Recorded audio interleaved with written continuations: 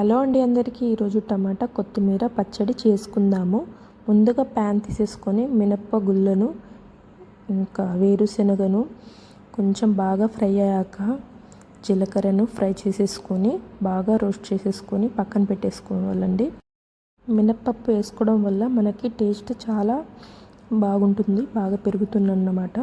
So ఇలా mixie జార్లో పెట్టేసుకొని పక్కన పెట్టేసుకోవాలండి. ఇప్పుడైతే ఇంకొక కళాయిలో ఒక ఆయిల్ అండి, ఒక టేబుల్ స్పూన్ ఆయిల్, ఇంకా 10 మిరపకాయలండి, పచ్చిమిరపకాయలను బాగా ఫ్రై చేసేసుకోవాలి. 2 మినిట్స్ ఫ్రై చేసుకొని దాన్ని కూడా పక్కన పెట్టేసుకొని ఈ విధంగా అయితే పక్కన పెట్టేసుకోవాలి. ఇంకొక 2 టేబుల్ స్పూన్ ఆయిల్ పెట్టేసుకొని ఇది 3 సైజుల టమాటా అండి, పెద్ద పెద్ద సైజులు ఈ విధంగా కట్ చేసేసుకొని ఇది బాగా మగ్గే వరకు మనము ఫ్రై చేసుకోవాలి. టమాటా ఎక్కువ ఉంటేనే మనకి టేస్ట్ బాగుంటుందన్నమాట.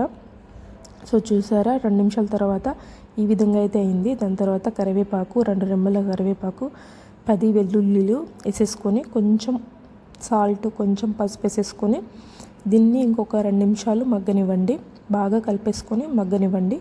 మగ్గాక చూసారా ఈ విధంగా అయిన తర్వాత ఇప్పుడు మనము కొత్తిమీర కాడలతో సహా మనమైతే ఇలా పెట్టేసుకోవాలి. స్టవ్ ఆఫ్ చేసే ముందు 2 నిమిషాల ముందు అయితే ఇలా వేసేసుకొని చూసారా 2 నిమిషాల తర్వాత ఎలా అయిందో. 2 నిమిషాల వరకు మాత్రమే ఉంచాలండి, లేకుంటే కొత్తిమీర టేస్ట్ అనేది వాసన అనేది పోతుంది.